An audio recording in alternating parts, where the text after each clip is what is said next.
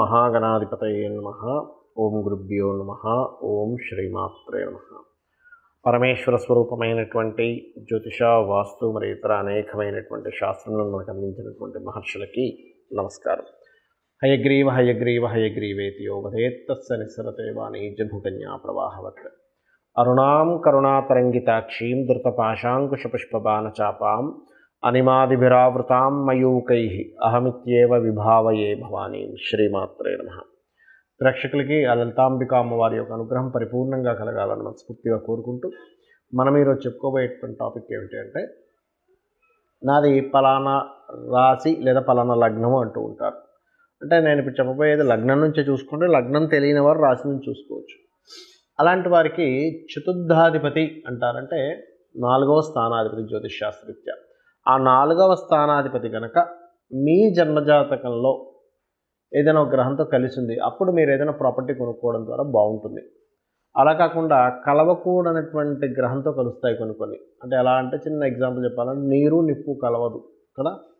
అలాగే ఏ తత్వం దేంతో కలిస్తే ఎటువంటి ఎనర్జీ ఫామ్ అవుతుందో, అది ఎక్స్పాండ్ అవుతుందా లేకపోతే తగ్గిపోతుందా అనేటువంటిది ఒక లెక్క ఉంటుంది. ఆ రకంగా మీ యొక్క లగ్నరీత్యా చతుర్థాధిపతి ఎలా ఉంటే మీరు ప్రాపర్టీ తీసుకునేటప్పుడు ఎటువంటి జాగ్రత్తలు తీసుకోవాలి ఒకటి. రెండవది, మీ జాతచక్రంలో ఉండే చతుర్థాధిపతి ఉన్న కాంబినేషన్స్ బట్టి ఇంట్లో ఏ దిశలో మెయిన్గా మీరు జాగ్రత్త తీసుకోవాలి అనేటువంటిది, ప్లస్ జనరల్గా కూడా ఏమిటి అనేటువంటి విషయం అనేది మనం తెలుసుకుందాం.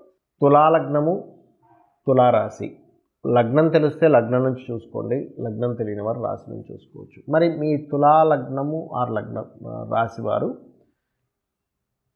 గృహంలో ఎటువంటి జాగ్రత్తలు తీసుకోవాలి, మీకు ఏ కాంబినేషన్ ఉండడం వల్ల ఎటువంటి ఫలితాలు వస్తాయి చూసుకున్నట్లయితే, సర్వసాధారణంగా మీరు చూసుకోవాల్సిన శని భగవానుడి యొక్క స్థితి ఎలా ఉంది. శని స్థితి బాగాలేదు.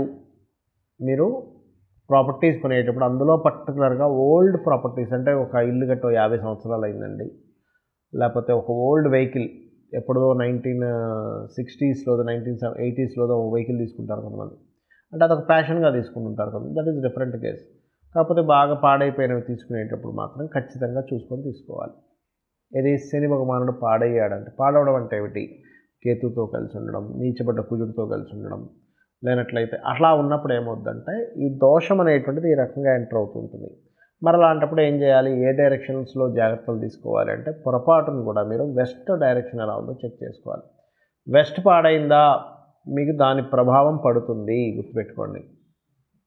ఖచ్చితంగా దాని యొక్క వెస్ట్ పాడైనటువంటి ప్రభావం ఈ జాతకుడి మీద పడుతూ ఉంటుంది. అంటే దేని మీద పడుతుందండి, సెటిల్మెంట్ అనేటువంటిది సరిగ్గా ఉండదు, సెటిల్ అవ్వలేరు సరిగ్గా. ఎందుకు, శని భగవానుడు సెటిల్మెంట్కి కారకుడు కాబట్టి సెటిల్మెంట్ లేట్ అవుతూ ఉంటుంది. ఎంతో బాగా చదువుకున్నప్పటికీ కూడా ఉద్యోగం రావడం కష్టమవుతూ ఉంటుంది. ఒకవేళ ఏదైనా ఉద్యోగంలో మీరు జాయిన్ అయినా కూడా అక్కడ ఎక్కువ కాలం ఉండలేక ఇబ్బంది పడుతూ ఉంటారు, తొందరగా మారిపోతూ ఉంటుంది. ఇటువంటివన్నీ ఫలితాలు ఇస్తూ ఉంటుంది. దక్షిణం పాడైనా ఇస్తుంది ప్రభావం, పశ్చిమం పాడైనా ఇస్తుంది, ఎందుకంటే పడమరకు శని అధిపతి కాబట్టి. అదేవిధంగా పడమర దోషం ఉన్నప్పుడు రావాల్సిన బెనిఫిట్ రాదు. అలాంటప్పుడు ఏంటి, పడమర దోషం ఉంది, దోషం అంటే ఎలా ఉంటుంది, వెస్ట్ సెంటర్లో బాత్రూమ్స్ కడుతూ ఉంటారు. అసలు వెస్ట్ సెంటర్లో బాత్రూమ్స్ కట్టకూడదు, పడమరకి వాయువ్యానికి మధ్యలో కట్టుకోవాలి, అది కూడా డిగ్రీస్ చూసుకొని కట్టుకోవాలి, గుర్తుపెట్టుకోండి. అలా వెస్ట్ సెంటర్లో బాత్రూమ్స్ కట్టుకున్నప్పుడు కానీ, అలాగే వెస్ట్ బాగా పెరుగున్నా కానీ, లేకపోతే కొంతమంది ఏం చేస్తారంటే ఇల్లు ఉంటుంది కానీ వెస్ట్లో చెత్త చెదారం అంతా వేసి పడేస్తుంటారు. ఏమిటి ఇది అంటే, మనం ఏమనుకుంటాం, ఏముంది వెస్ట్లో వేసేసుకున్న వల్ల బరువు అనుకుంటాం. బరువు ఓకే, కానీ మీకు పనికొచ్చేదే పెట్టుకోవాలి. కానీ అందులో అసలు మన జీవితంలో ఒక్కసారి కూడా ఆ చెత్తను ముట్టుకోమనుకునేటువంటి దాన్ని మాత్రం తీసుకెళ్ళి బయటపడేయడం బెస్ట్. ఏ ఉగాది రోజు, మన సంక్రాంతి రోజు, భోగి రోజు తీసుకెళ్ళి వేసేసేయాలి. అయితే ఇక్కడ ఏంటంటే, ఈ భోగి రోజు మంటల్లో వేసేయడం బెస్ట్. ఏది పనికిరానటువంటి చెత్త కనుక ఇంట్లో ఉంటే కనుక, శాస్త్రంలో ఏం చెప్పారంటే, పాతవి ఇంట్లో పనికిరాని వస్తువులు పడేయమని చెప్పారు, పాతకాలము వాళ్ళని ఇంట్లో పెట్టుకోమని చెప్తారు. ఎందుకు అంటే వాళ్ళు ఇచ్చేటువంటి బ్లెస్సింగ్స్ కానీ, వాళ్ళు మనకి ఇచ్చే సలహాలు కానీ చాలా అమూల్యమైనటువంటి. చాలామంది తెలియక ఏం చేస్తున్నారంటే, వీటిని తీసుకెళ్ళేమో, ముసలి వాళ్ళని తీసుకెళ్ళేమో అక్కడ జాయిన్ చేస్తున్నారు ఓల్డేజ్ హోమ్స్లోని, చెత్తంతా తీసుకొచ్చి ఇంట్లో పెట్టుకుంటున్నారు. రివర్స్లో ఉంది పరిస్థితి. కాబట్టి ఈ జాగ్రత్త తీసుకోండి. అలాగే ఈ పడమర దోషం ఎక్కువగా ఉందండి, మాకు పడమర బాగా పెరిగిపోయింది, పడమరలో బాత్రూమ్స్ ఉన్నాయి, ఏం చేయాలంటే దానికి వాస్తుపరంగా చెక్ చేసుకుని ఏ దిశ వచ్చిందో అది అక్కడ రెమెడీ చేసుకోవచ్చు. ఏ మెటల్ అయితే వస్తుందో ఆ మెటల్తో ఉన్నది లాక్ చేసుకోవచ్చు దాన్ని. రెండవది ఏమిటంటే బెల్లము ఎక్కువగా దానంగా ఇవ్వడము, నరసింహస్వామి యొక్క స్తోత్రపఠనం చేయడము, శివారాధన చేయడము, మరియు గోవుకి బెల్లం తినిపించడము, నువ్వులు కందులు లాంటివి దానంగా ఇవ్వడం ద్వారా కూడా మీరు ఈ దోషాన్ని తగ్గించుకోవచ్చు. లేదా ఇంట్లో మన్యసూక్త పారాయణం చేస్తే కూడా ఈ దోషం తగ్గుతుంది. చాలామందికి గృహము అనగానే ప్రతిసారి తూర్పు మంచిది లేదా ఉత్తరం మంచిది, దక్షిణం పడమర మంచిది కాదు అనుకుంటారు. అది పూర్తిగా తప్పు. వాస్తు శాస్త్రంలో ఎక్కడా కూడా సంస్కృత గ్రంథమైనటువంటి విశ్వకర్మ ప్రకాశిక అనేటువంటి గ్రంథంలో ఎక్కడా కూడా ఈ దిశలు మాత్రమే మంచివి, ఈ దిశలు మంచివి కాదు అనేటువంటిది లేదు. ఇది ముందుగా గుర్తుపెట్టుకోండి. పాయింట్ నెంబర్ 1, అన్ని దిశలు మంచివే, మీకు ఏ దిశ పనికొస్తుంది అది వర్గు శాస్త్రము అంటారు. అంటే మీ పేరులో ఉన్న మొదటి అక్షరాన్ని ఆ దిశకు ఉన్నటువంటి ఆ నుంచి అమ్మహ వరకు ఉండే ఆ వర్గు, కా వర్గు, చా వర్గు అని ఉంటుంది. ఈ వర్గుని క్యాలిక్యులేషన్ చేసి 1, 3, 6, 7 చూసుకోవాలి. 2 మీడియంగా ఉంటుంది. ఇది ముందుగా గుర్తుపెట్టుకోండి.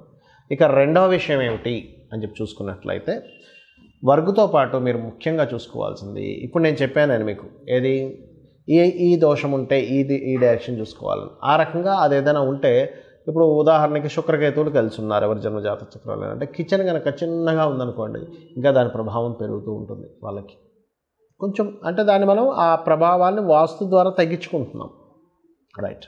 అలా 1, 2 అని కాదు. ఒకవేళ కొంతమందికి శని రాహు కాంబినేషన్ ఉంది, వెస్ట్ ఎక్కువ ఉన్నది ఇంట్లోకి వెళ్తే ఇంకా ప్రభావం పెరుగుతూ ఉంటుంది. సర్వసాధారణంగా వాళ్ళకి తెలియకుండా అట్లాంటి కర్మల్లోకి వెళ్తూ ఉంటారు.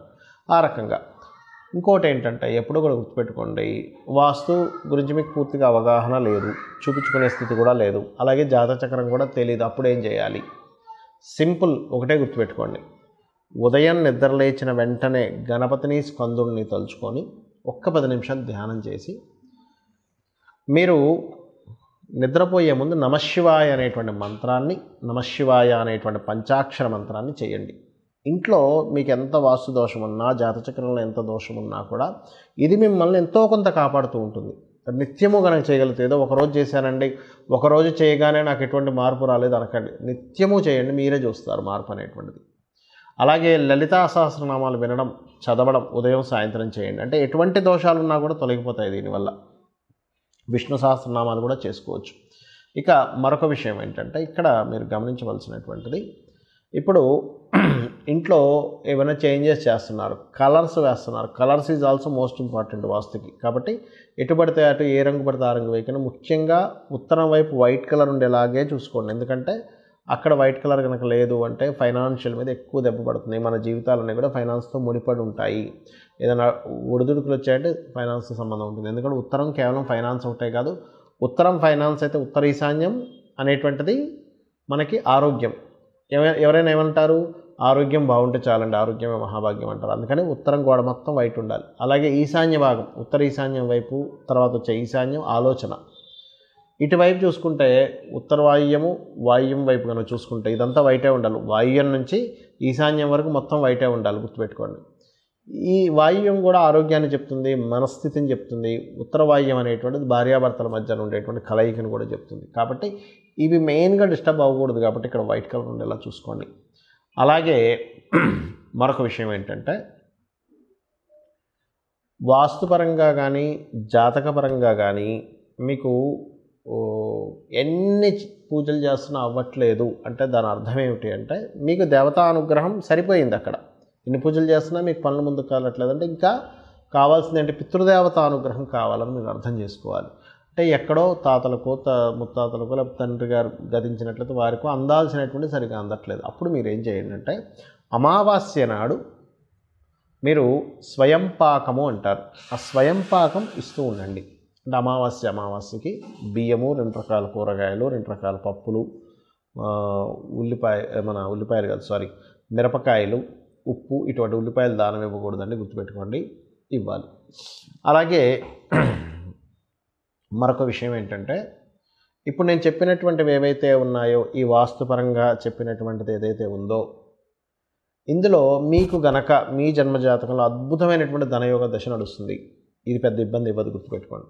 నీచభంగ రాజయోగం, విపరీత రాజయోగ దశలు నడుస్తున్నాయి, ఏమీ ఇబ్బంది ఉండదు. అంటే అలాగా ఆల్రెడీ ఆ వ్యక్తికి 1,00,000 వస్తుందనుకోండి ప్రతి నెల, ఒక 10,000 20,000 ఎక్స్ట్రా ఖర్చు అనేటువంటిది పెద్ద బర్డన్ కాదు. అలాగే మీకు పెద్ద యోగం మీ జన్మజాతకంలో ఉన్నప్పుడు ఈ చిన్న చిన్న దోషాలు మిమ్మల్ని ఏమి ఇబ్బంది పెట్టవు. నేను మీకు ఇది ఎందుకు చెప్తున్నానంటే, ఇదేదో దీనివల్ల ఏదో ఇబ్బంది వస్తుంది అనేటువంటి భయపడకండి. మీ జాతచక్రంలో పెద్ద యోగం ఉన్నప్పుడు ఈ చిన్న చిన్న విషయాలు ఇబ్బంది పెట్టవు. సో ఇవి తెలుసుకొని మీ యొక్క జీవితాన్ని ఆనందమయం చేసుకుంటారని కోరుకుంటూ శ్రీమాత్రే నమః.